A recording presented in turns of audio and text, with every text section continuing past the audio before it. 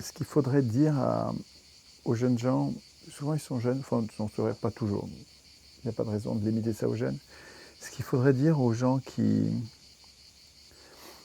font des communautés, qui mettent en place des communautés réelles, alternatives, enthousiasmantes, c'est que ça ne suffit pas. En Allemagne, en 1933, 1932, l'année qui a précédé l'élection d'Hitler, l'arrivée d'Hitler au pouvoir, en Allemagne, il y avait un fourmillement de communautés libertaires, comme des kibbutz. C'est enthousiasmant, il y avait une effervescence. La jeunesse s'était mise en tête de fabriquer tout de suite le monde qu'il voulait plutôt que de lutter contre le vieux monde. La première chose qu'Hitler a faite, c'est de les détruire et de les foutre en prison. Ça ne suffit pas à résister à un tyran. Les communautés ne suffisent pas, n'empêchent pas le tyran d'accéder au pouvoir. Une fois qu'il accédera au pouvoir, il les balayera comme des fétus de paille. Ça ne suffit pas. C'est magnifique, ça ne suffit pas. Ces sociétés, ces petites sociétés humaines qui se fabriquent pour montrer que c'est possible, nous sommes capables de vivre autrement, en autogestion, écologiquement responsable, etc. Ces sociétés-là devraient en même temps apprendre à être constituantes pour empêcher le tyran d'accéder au pouvoir. Quand on se replie entre nous, qui nous aimons bien pour faire une petite société, on ne résiste plus au fascisme. On est non fasciste, mais on n'est pas antifasciste. On n'empêche pas le fascisme d'arriver. Il y a un bon bouquin qui s'appelle de Daniel Guérin qui s'appelle « Quand le fascisme nous devançait ». Et c'était un gars qui était à la fois communiste, marxiste et anarchiste, libertaire, qui était à la fois communiste, marxiste et communiste, libertaire. Et il essayait de rapprocher les deux familles politiques. Il trouvait que c'était affreux qu'ils se disputent entre eux. Et dans ce petit bouquin, Quand le fascisme nous devançait, il explique 2 voyages qu'il a fait en vélo en Allemagne. Et un avant l'arrivée d'Hitler, où il a vu toutes ces petites communautés formidables qui se créaient, et puis un après l'arrivée d'Hitler au pouvoir, où elles avaient toutes disparu parce qu'il les avait tous foutus en prison. Et il en déduisait que, et je suis d'accord avec ça, que ça suffit pas. Les communautés pacifiques, écologistes, féministes, libertaires, ça suffit pas à nous protéger contre la montée de la tyrannie. C'est bien, mais ça suffit pas. Nous, on essaie de trouver le truc qui puisse... Mais c'est vrai qu'il faut leur en parler, mais il faut parler à tout le monde. Hein. Nous devrions tous devenir constituants. Parce que dans un peuple constituant, c'est presque pléonastique. Tu vois, je dis presque 2 fois la même chose. C'est-à-dire que tant qu'on n'est pas constituant, on n'est pas un peuple, on est une multitude manipulée par les dominants. Et par contre, quand on devient constituant, là on devient un peuple. C'est des gens qui ont décidé de vivre ensemble malgré leurs immenses différences. Et on décide quand même de vivre ensemble parce que le territoire est le nôtre. Je sais pas, il faut trouver quel est le lien. Mais c'est qu'en devenant constituant qu'on devient vraiment un peuple digne de ce nom, je trouve.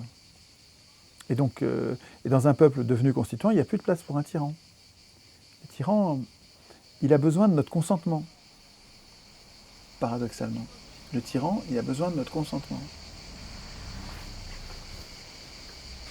Nous, si on est venu te voir, c'est parce qu'on a un petit peu analysé tes méthodes, ton travail en fait. Donc, en fait, tu as déjà rédigé la Constitution en 3 ans, non, un peu plus. C'est pas la Constitution, c'est un exemple. Un exemple de ce que ça donnerait, oui. Et nous, c'est pas moi tout seul. Ce qui nous intéresserait, c'est de mettre en application. Donc, c'est compliqué, parce qu'il faut beaucoup de monde. On sait. Mais de dire, il y a des méthodes qui sont testées, expérimentées, qui le font sur du temps, donc etc. etc.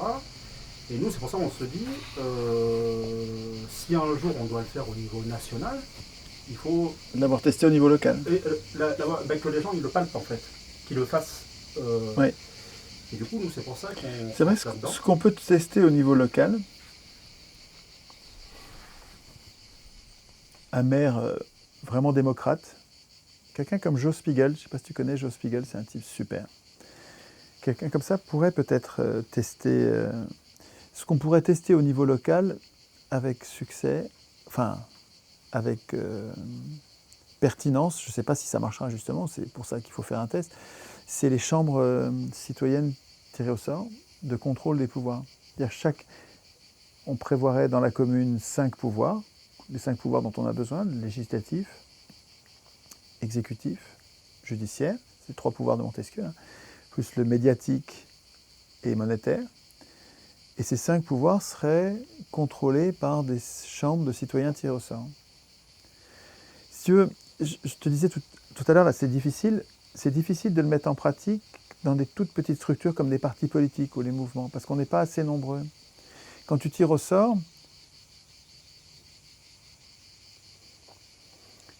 si tu tires au sort dans une association, c'est une association qui a, je sais pas, 500 personnes, il n'y a pas 500 personnes qui sont prêtes à se dévouer. 500 personnes, ils sont dans l'association, mais il y en a 450 qui foutent rien là-dedans et qui ne veulent pas travailler. Si tu les fais travailler, ils vont s'en aller. Ils sont juste dans l'association, mais pas plus. Et dans toutes les associations, on a ce problème, c'est-à-dire qu'il y en a très peu qui sont prêts, qui sont dévoués, vraiment dévoués, et qui vont y passer du temps. Et quand tu tires au sort, tu ne vas pas tomber sur eux. Tu vas tomber sur ceux qui, s'ils sont tirés au sort, ils se barrent. Donc c'est problématique, on n'est pas assez nombreux. Et sur la question du tirage au sort, il faudrait que ce soit basé sur tirer au sort sur les volontaires. Voilà. Ben, ça se discute. Les deux idées sont intéressantes. Tirer au sort parmi des volontaires ou tirer au sort parmi tout le monde. Les jurés d'assises sont tirés au sort. Pas parmi les volontaires, ils sont tirés au sort. Et c'est un devoir d'y aller. Tu ne peux pas te dérober. Il faut un cas de force majeure pour avoir le droit de t'en aller, sinon tu as une amende. Donc ça, c'est une possibilité. Ça fonctionne. Il faut qu'on soit d'accord, nous, entre nous, pour décider ça. Est-ce que nous voulons que les tirés au sort ne soient pas parmi des volontaires, mais parmi n'importe qui, parce que, justement, on veut n'importe qui. On ne veut pas des gens qui le désirent. On veut des gens qui veuillent bien. Alors, ce qu'on pourrait faire, c'est tirer au sort parmi n'importe qui et les laisser refuser. Ou les laisser refuser une fois. Enfin, tu vois, il y a plein de variantes. Mais on pourrait aussi décider, on tire au sort parmi les volontaires. C'est comme ça qu'ils faisaient à Athènes. À Athènes, ils tirent au sort parmi les volontaires. À mon avis, ça crée un gros biais. Tirer au sort parmi les volontaires, tu donnes le pouvoir à ceux qui le veulent. Or, depuis Platon, on sait qu'il ne faut pas donner le pouvoir à ceux qui le veulent. Donc, ça, à mon avis, c'est assez important, mais je ne veux pas l'imposer. Hein. Réfléchissons, ce n'est pas moi qui vais décider ça. Mais moi, il me semble qu'il vaudrait mieux qu'on puisse donner le pouvoir à des gens qui ne l'ont pas voulu, qui ne le veulent pas. Et pour qu'ils acceptent, peut-être qu'il faut trouver des compensations, peut-être qu'il faut très bien les payer, ou leur donner des honneurs tels que ça vaut le coup, quoi. Et puis que ce soit des mandats courts, qui ne durent pas très longtemps, jamais 2 fois de suite, quand tu l'as fait une fois, tu es débarrassé. Tu vois, compenser le fait qu'ils ne veuillent pas. Mais si tu donnes le pouvoir à des gens qui ne le veulent pas, tu vas vraiment avoir un autre résultat que si tu donnes le pouvoir à ceux qui le veulent. Même des gens qui sont bien intentionnés, hein, des gens qui veulent le pouvoir parce qu'ils veulent s'occuper du bien commun. Tu ne vas pas avoir les mêmes que... C'est pas les mêmes du tout, quoi. Hein. Alors, nous, dans notre projet, comme on est dans un cadre qui n'est pas décidé par nous...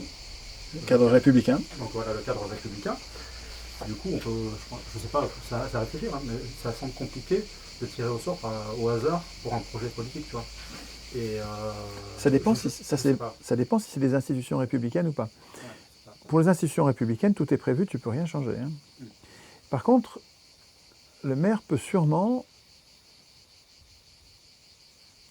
créer des institutions complémentaires, comme les chambres de contrôle de citoyens, tirées au sort. Et là, il peut très bien les tirer au sort s'il veut. De toute façon, ce n'est pas prévu par la loi, et ce n'est pas interdit. Oui, voilà, si c'est pas prévu par la loi, il y a un flou.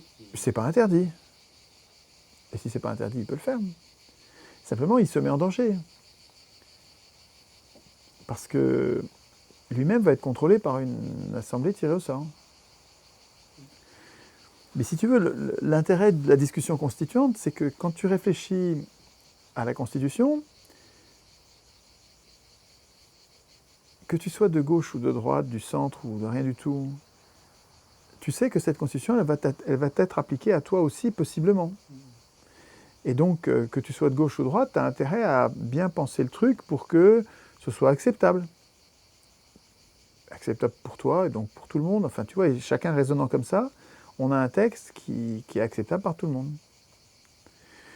Donc, le maire, quand il va mettre en place son assemblée de citoyens capable de le contrôler lui,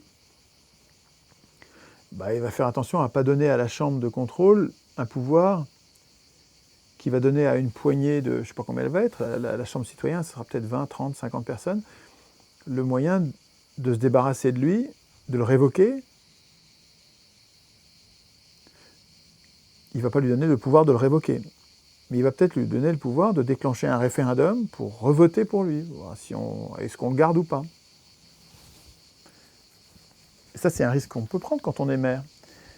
La chambre de contrôle, si elle n'est pas contente de ce que je fais, bon, elle ne pourra pas me révoquer directement, parce que sinon, c'est comme si on avait transféré mon pouvoir à son pouvoir. Et en fait, on a juste déplacé le problème. Maintenant, c'est elle qui est dangereuse et qu'il faut contrôler. Mais par contre, ce qu'elle peut faire, c'est appeler à l'arbitre universel qui est le peuple, et un appel au peuple en disant là il déconne, on appelle à une nouvelle élection. Ça, elle peut le faire. Et moi je suis maire, si je suis sûr de moi, ben, moi j'ai pas peur, oui, on fera une nouvelle élection. Mais par contre, il ne faut pas qu'elle puisse le faire tous les 15 jours, parce que sinon elle va m'empêcher de travailler. Donc elle peut le faire peut-être 1 ou 2 fois par mandat, ou une fois tous les 2 ans peut-être. Ça se réfléchit, ça, la chambre de... Alors toi, à la rentrée, bon, tu me dis que tu vas être un peu chargé parce que tu vais vas avoir, avoir de nouveaux... Je vais avoir beaucoup de boulot là, cette année. Et, mais est-ce qu'on pourrait, par exemple, s'il y a des ateliers constituants... parce que nous, là où on va avoir plus de difficultés, je pense, c'est sur la retranscription, encore que tu dis que non. Pourquoi la retranscription? Donc l'écriture de la Constitution, ça demande une initiation. Non, on écrit comme ça. Comment ça se passe un atelier constituant? Ça se passe comme on veut, c'est comme tu veux. C'est toi qui décides, c'est toi qui es constituant. Tu es souverain. Hein. Quand tu es constituant, tu apprends à faire de la politique en étant l'employeur, en étant le souverain, celui qui décide. Donc tu apprends à faire de la politique au plus haut niveau, alors que toutes nos réunions politiques, elles sont souvent dans un cadre terrible. Elles sont tout le temps dans un cadre terrible. C'est-à-dire qu'on a nos réunions politiques, mais ça débouchera sur rien, puisqu'on n'a pas le pouvoir et on ne l'aura jamais. On est en train de réfléchir aux lois que nous voudrions. Et ce n'est pas nous qui écrivons la loi. Donc nos réunions politiques habituelles, elles sont désespérantes. Elles ne donnent pas envie parce qu'on se rend bien compte que ça ne changera rien. Alors que dans les ateliers constituants, mais on sent tout de suite que si tout le monde s'y met, ça va tout changer. Hein. Et là, ça va tout changer parce qu'on est en train d'apprendre à instituer nous-mêmes la puissance qui nous manque. À instituer nous-mêmes notre puissance. Et donc, tu me demandes comment on fait, mais c'est pas à moi de décider. Moi, je vais te donner des exemples de ce que j'ai vu, de ce qui me paraît bon, mais je ne suis pas plus légitime que toi à décider de la façon dont tu vas faire tes ateliers. Et je ne suis pas plus légitime que toi de dire ça c'est bien écrit, ça c'est mal écrit. Ce que le peuple va écrire lui-même, à mon avis, ça va être plus lisible par le peuple que quand c'est écrit par des professionnels du droit qui vont, c'est vrai. Moi je suis juriste et je me rends bien compte que l'inconvénient de l'écriture juridique qui est très précise, méticuleuse, donc ça fait des phrases longues avec des mots techniques qui ont un sens très précis. Il ne faut pas se gourer sur le sens du mot, sinon tu ne comprends rien à la phrase. ce jargon, enfin, ce vocabulaire-là n'est pas qu'un jargon pour nous tenir à l'écart.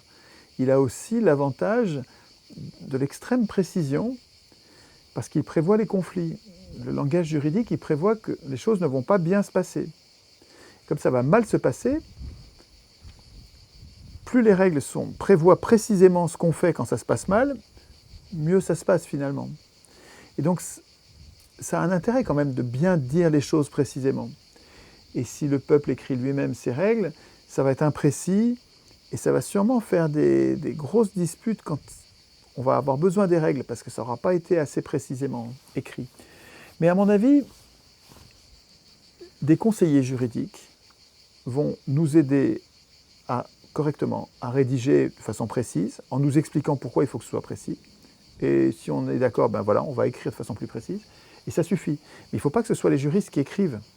Oui. Il faut que ce soit les gens qui écrivent. Je vais te donner un exemple extrêmement important de cette langue juridique qui pose un problème dans l'application parce qu'elle a des codes et que si tout le monde ne comprend pas les codes, tout le monde ne connaît pas les codes, on fait des contresens. Il y a une règle essentielle en droit, qui est très courte, qui dit « La loi est l'expression de la volonté générale ». C'est super important.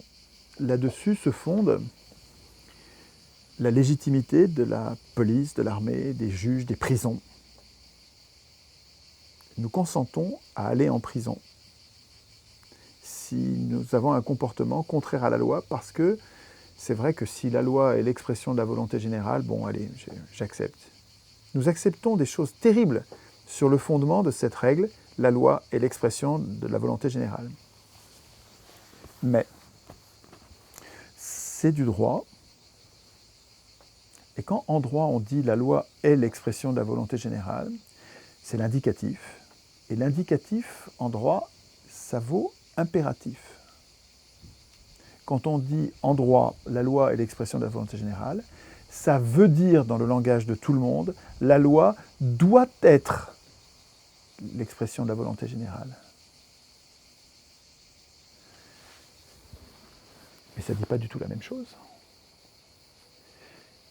Si tu prends les deux phrases dans le langage courant, la loi est l'expression de la volonté générale, ça veut dire que tu n'as rien à dire. Quand c'est la loi, tu te tais. Ça veut dire qu'il n'y a pas de loi scélérate. Ça veut dire la loi, c'est ce qui est le bien. Et c'est pas ça que dit le droit. Le droit dit la loi est l'expression de la volonté générale, c'est-à-dire la loi doit être l'expression de la volonté générale, c'est-à-dire que les parlementaires n'en font pas qu'à leur tête. Les parlementaires doivent être le reflet fidèle, de notre volonté à nous. Donc quand en 2008, ils nous imposent par voie parlementaire ce qu'on avait refusé par voie référendaire, ils violent mais très fondamentalement leur mission. Parce que la loi devrait être l'expression de la volonté générale, et comme ils trichent, comme ils mentent, comme ils violent, ils font que la loi est le contraire de la volonté générale. Mais tu vois comme il faut une culture juridique pour savoir que, en droit, l'indicatif vaut impératif. Mais ça change tout. Quand on dit la loi est l'expression de la volonté générale en droit, ça laisse possible une loi scélérate. Une loi peut être scélérate. Si elle n'est pas la volonté générale, c'est que la loi n'a pas fait ce qu'elle devait et elle est scélérate. Elle vaut rien, donc c'est pas une loi.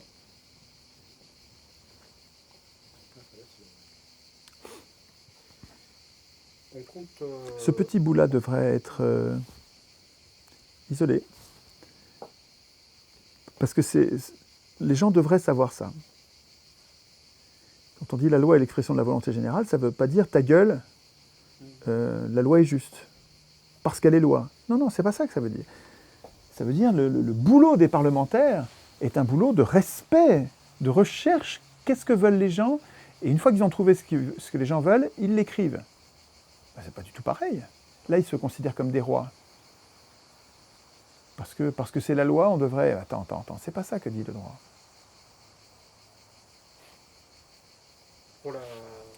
Pour notre rédaction de constitution, on a Donc, prévu... oui, donc sentez-vous libre d'écrire comme vous voulez. Ouais.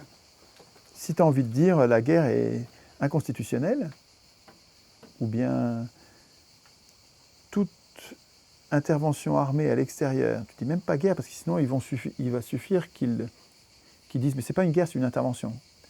Donc, toute intervention à l'extérieur doit être validée par référendum, ou pas d'intervention armée sans référendum. Tu n'écris même pas une phrase, tu écris un slogan. Pas d'intervention armée à l'extérieur sans référendum,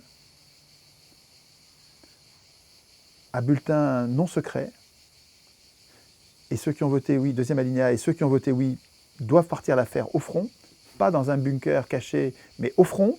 Ceux qui ont voté oui devront aller la faire, vraiment, pas dans un bureau, sous le feu de l'ennemi.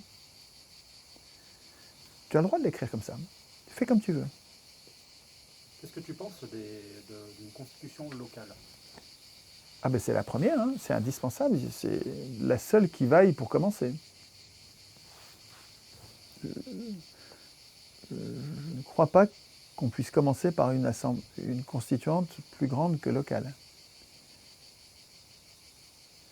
On le fera peut-être, mais ça va créer des problèmes terribles. Si on fait une constitution française, une vraie constitution, si c'est une vraie constitution écrite par nous, et on sait bien qu'on est en train de réfléchir pour le pays, mais on dépend tous d'une commune. On va probablement, dans notre réflexion constituante nationale, on va sûrement instituer la puissance constituante communale. On va sûrement permettre aux communes de se libérer. Et on va avoir des réflexions, j'en ai vu plein de fois dans les ateliers constituants, on va avoir des réflexions endiablées, avec beaucoup d'arguments contraires, puissants, sur la sécession, le droit de sécession. Est-ce qu'on laisse un citoyen ou une commune libre de se barrer, affranchir? Évidemment, première réaction, tu verras, la plupart des gens disent « mais bien sûr, il faut un droit de sécession. Pourquoi est-ce qu'on imposerait aux gens de rester dans notre pays ou dans notre commune? Ils peuvent faire sécession. » Mais quand tu vas y réfléchir, tu vas t'apercevoir que tous ceux qui font sécession, la plupart du temps, c'est les riches. La Lombardie veut faire sécession de l'Italie parce qu'ils sont riches. La Catalogne veut faire sécession de l'Espagne parce qu'ils sont riches. Ceux qui veulent faire sécession, en général, le fait est que ceux qui veulent faire sécession, souvent, c'est ceux qui ne veulent plus partager. Alors ça nous pose tout de suite un problème. Si tous ceux qui sont riches font sécession, on se retrouve avec la constitution des seuls pauvres. Donc il y a un truc à régler. Je n'ai pas de solution là. Vous allez voir que sur le droit de sécession, vous allez avoir un problème. C'est pas facile à régler. J'ai pas encore de solution. Donc là, tu dis qu'il y a un lien, grosso modo, entre la question locale et nationale. La question du pouvoir et de l'argent, en fait. C'est un peu pareil, non? Si par exemple, il y a un pouvoir populaire qui se met en place dans une commune, ceux qui ont l'argent, alors oui et non, parce que il y a un lien étroit entre le processus constituant et l'argent, la monnaie. Ça, c'est certain.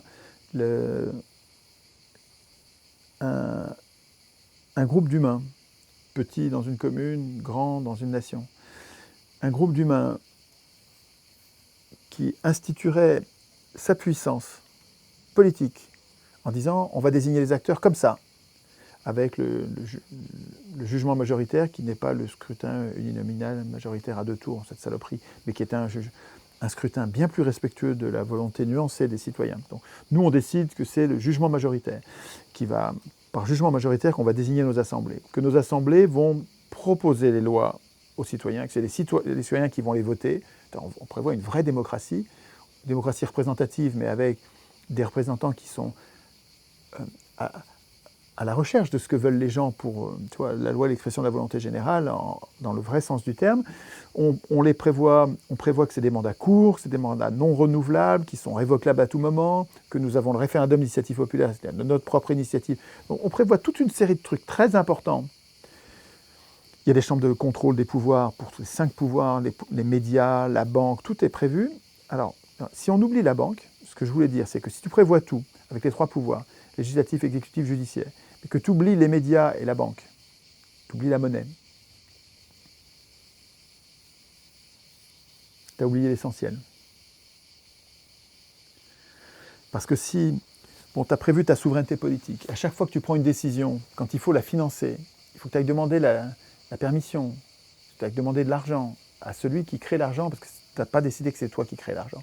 Donc tu vas lui demander, alors ça, on le finance ou pas? Je vais te dire non, non, ça on ne le financera pas.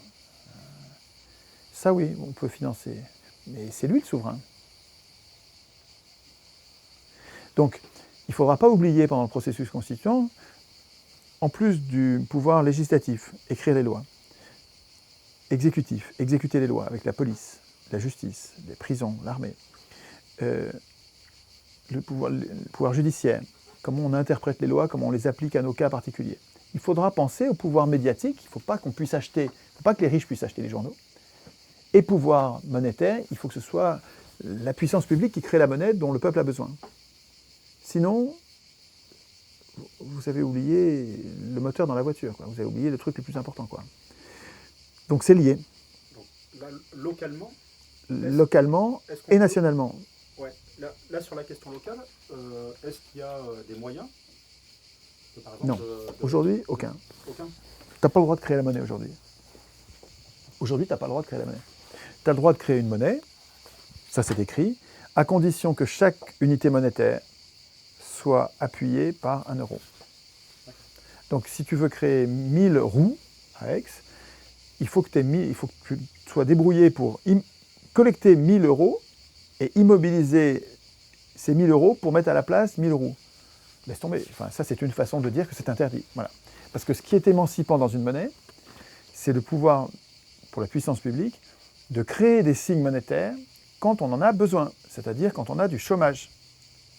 Quand il y a du chômage, une puissance publique, un État digne de ce nom,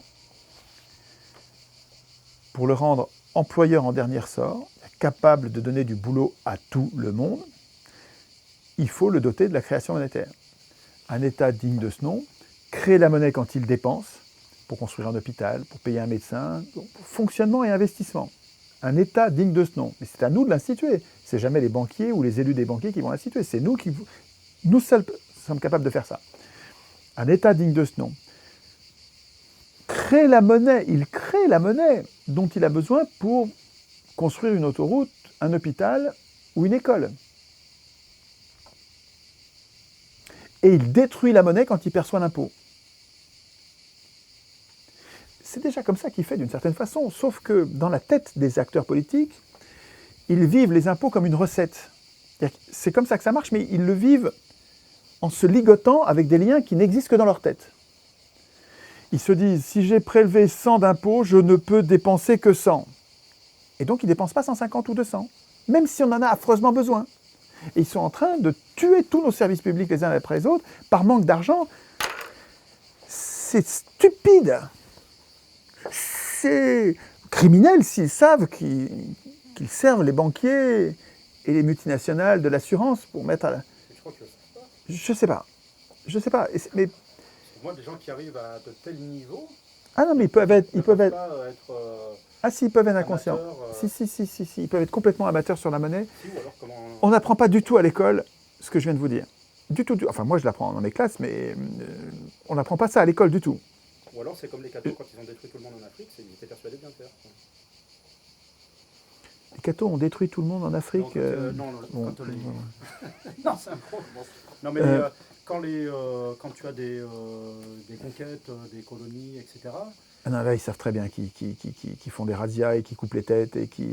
Attends, quand Cortés est venu en Amérique latine, ou Christophe Colomb, il savait très bien qu'il les martyrisait, qu'il les décimait, qu'il les tuait. Ils leur ont collé ils leur ont donné en cadeau des couvertures pleines de variole. Ils savaient qu'il y avait la variole. Ils sont tous morts par millions. Les leaders, je te parle des... Ah oui, la base. Oui. Ils sont persuadés bien faire, quoi. Ouais. Tu sais, quand les cow-boys massacraient les Indiens, c'était les troupes de base, mais ils savaient bien qu'ils massacraient quand même. Hein. Enfin bon, bref, en tout cas. Je pense que les acteurs politiques, la plupart des acteurs politiques, Macron, je ne sais pas, parce que Macron c'est un banquier, donc lui il doit savoir. Mais la plupart des acteurs politiques, ils ne savent pas du tout qu'ils pourraient créer la monnaie, qu'il ne tiendrait qu'à eux de créer la monnaie pour qu'il n'y ait plus de chômage. Je pense qu'ils ne le savent juste pas du tout, parce qu'on ne l'apprend pas à l'école.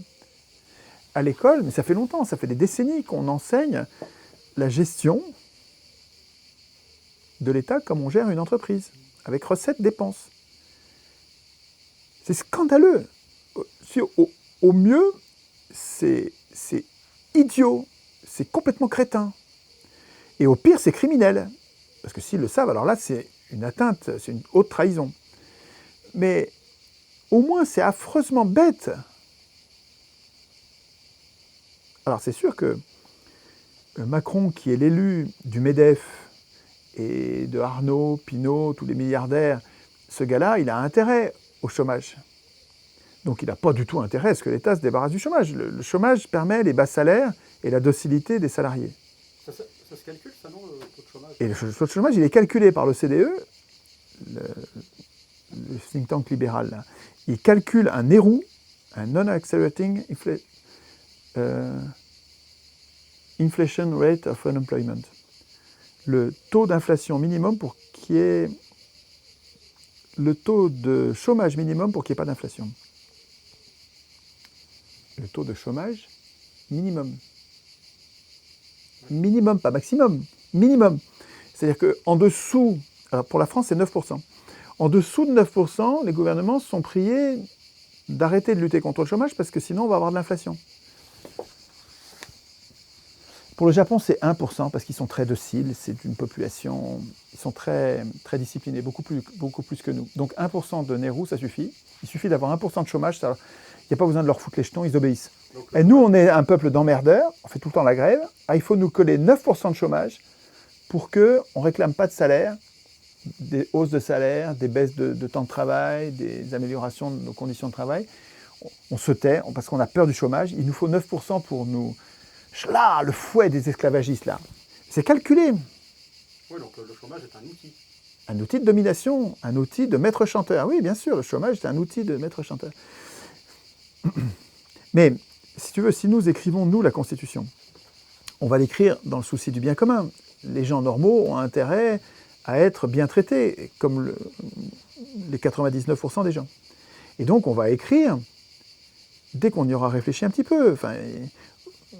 Celui que je prends dans la rue au hasard, il va pas y venir tout de suite parce que ça ne va pas lui venir spontanément. Mais quand il va discuter avec nous, il va comprendre l'intérêt du truc très vite. Hein, il n'y a pas besoin d'un stage d'une semaine pour comprendre hein, qu'un État que tu as doté de la création monétaire quand on dépense pour construire un tribunal pour que la justice aille plus vite, pour payer les juges pour que la justice aille plus vite, au lieu qu'elle se traîne.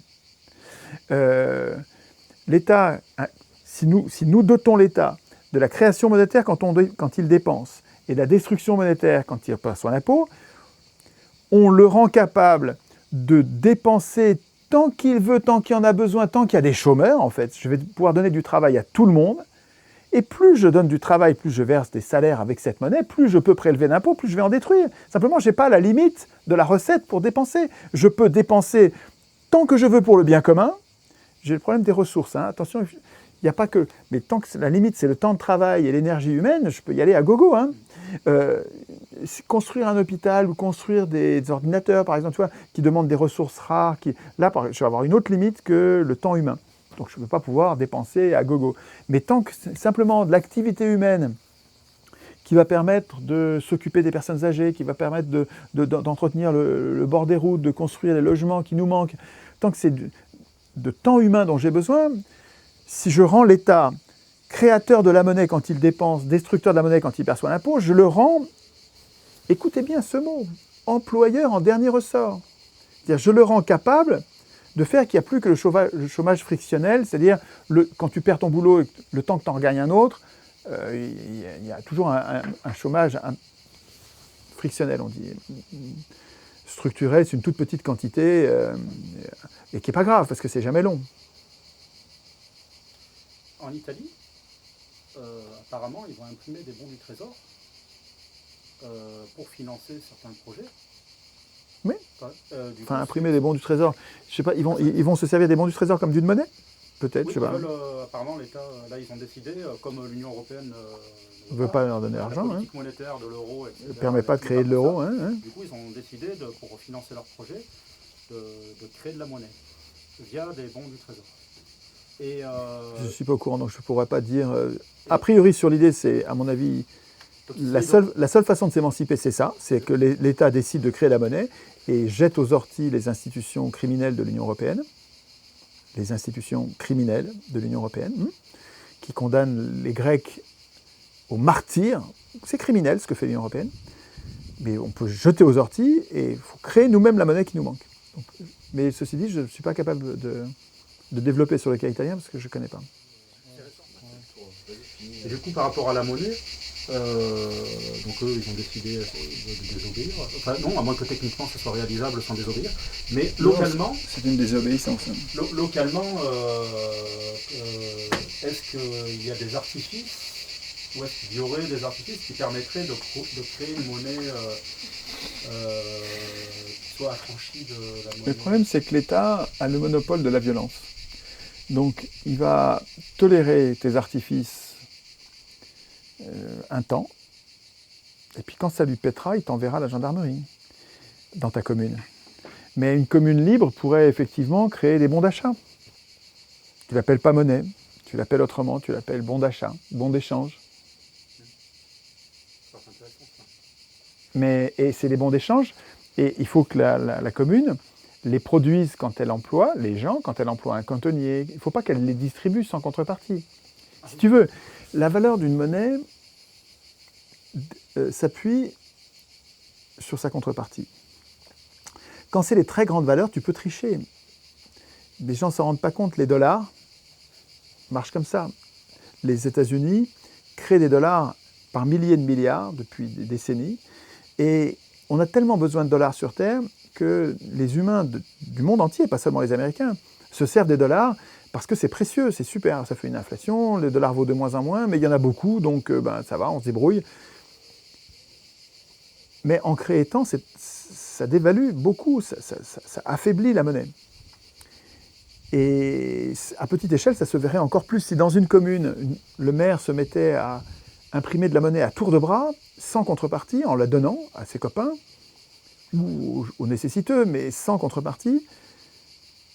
Rapidement, cette monnaie perdrait toute valeur et ça ne servirait plus à rien. Les commerçants ne l'accepteraient plus en échange de leurs biens. Non, ce qu'il faut faire, mais qui est tout à fait jouable et qui permet aux détenteurs de la force publique de gérer correctement la monnaie en n'en manquant pas, c'est tant qu'il y a des chômeurs, tant qu'il y a des gens qui ont besoin de boulot, je leur donne du boulot et je les paye avec de la nouvelle monnaie. Et j'accepte qu'on paye les impôts avec cette monnaie. Tu comprends ? Il faut que, pour que ça marche, il faut que tu acceptes cette monnaie en paiement des impôts. Et c'est ça la prérogative de la puissance publique que n'ont pas les particuliers et qui fait que la puissance publique ne doit pas être gérée comme une entreprise. Elle a un droit particulier, extrêmement important pour nous, pour toute la collectivité, qui est celui de créer la monnaie et de la détruire à condition que nous l'instituions. Ce droit-là, on se l'est fait voler. Donc on ne l'a plus. Mais c'est ça, c'est une des priorités de ce que nous devons instituer. D'une manière générale, tu dis que l'important sur la Constitution, c'est pas ce qui est évident, tout ça et tout ça. Mais c'est la façon de la rédiger qui soit la plus légitime possible et la plus démocratique possible. Tu dis que c'est plus ça en fait, c'est la méthode de récupérer. C'est très important, mais il y a plus important encore. Il faut qu'il y ait des soldats pour la défendre, il faut qu'il y ait des citoyens constituants. La Constitution de Staline, 1936, était remarquable. C'est une vraie démocratie ce truc-là. Mais elle n'était pas appliquée du tout. Il n'y avait personne pour l'appliquer. C'était un tyran qui était aux manettes. Donc la Constitution, ça peut être un fait complet, une fausse. il faut qu'il y ait des citoyens constituants. Ce qui va tout changer, ce n'est pas une bonne constitution. En 2005, quand j'ai écrit le texte, les grands principes d'une bonne constitution, j'en étais au début de ma réflexion. Aujourd'hui, c'était nécessaire pour arriver d'ailleurs, hein, pour arriver à ce que je pense aujourd'hui, il fallait en passer par là. Qu'est-ce que c'est qu'une bonne constitution? Mais tout de suite après, c'est mais qui l'écrit? Qui l'écrit et qui l'applique? Quand je te disais la façon de le faire qui est important, c'est que ça soit fait par des gens. Quoi. La façon de l'écrire et la façon de l'appliquer. Ouais. Et de la contrôler. La contrôler, voilà, de vérifier. Et de pendre, ou d'au moins désarmer et incarcérer ceux qui violent la Constitution, qui la faussent, qui la trichent, qui la bradent, qui vont transmettre leur souveraineté à des instances supranationales comme ils ont fait avec l'Union européenne. C'est une haute trahison d'avoir fabriqué l'Union européenne sans nous. Avoir délégué la souveraineté, avoir donné la souveraineté qui ne leur appartenait pas. Les parlementaires ne sont pas propriétaires de la souveraineté. C'est le peuple qui a la souveraineté, ce n'est pas les parlementaires. Et quand les parlementaires, ou les ministres, ou les présidents décident de transférer la souveraineté à des organes autres, mais c'est de la trahison. C'est la trahison majeure. C'est comme s'ils avaient donné les codes de l'armée à l'étranger. C'est comme quand ils... C'est de la haute trahison. Il devrait être pas pendu, la peine de mort est une connerie, mais il devrait être emprisonné pour ça. Il devrait être déchu de leur nationalité. Il devrait être, c'est des traîtres, c'est les gens qui ont fait ça. Des traîtres au plus haut niveau, quoi. Hein. C'est comme quand ils donnent l'indépendance à la BCE, quoi. Ouais. C'est scandaleux. La BCE, c'est-à-dire qu'ils ont abandonné la création monétaire, qui est l'outil de puissance numéro 1 d'une puissance publique. Ils l'ont abandonné à la BCE, c'est-à-dire c'est un repère de malfrats qui dépendent tous de la BRI, la Banque des règlements internationaux à Bâle, qui est un repère de bandits, des gens qui sont sans foi ni loi, ils ne dépendent d'aucune loi. Ils ont leur propre armée. Aucun tribunal au monde ne peut venir leur dire quoi que ce soit. Les gens de la BRI, c'est the méga pouvoir de la banque. La banque, c'est le cœur du dragon, hein. C'est le cœur du mal. Hein.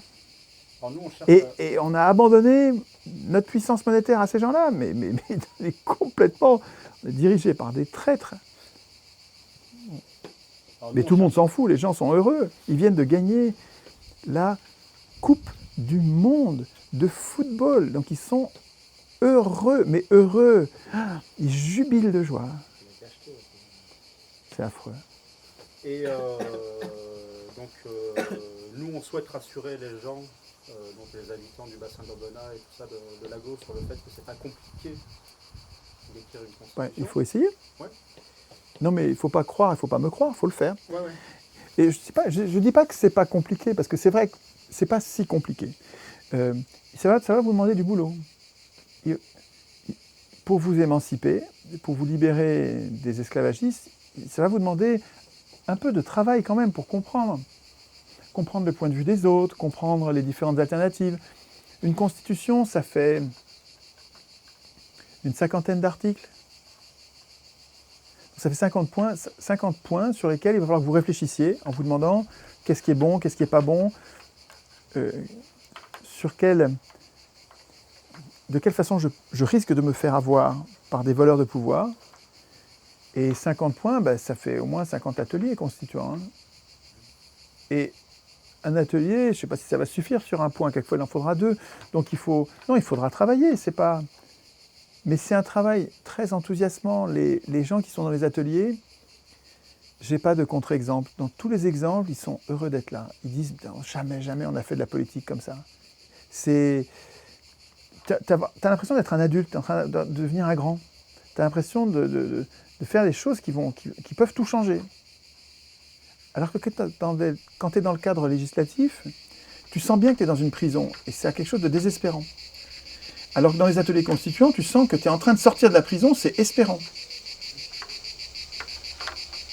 Et du coup, nous, on va attaquer à l'automne. C'était le projet.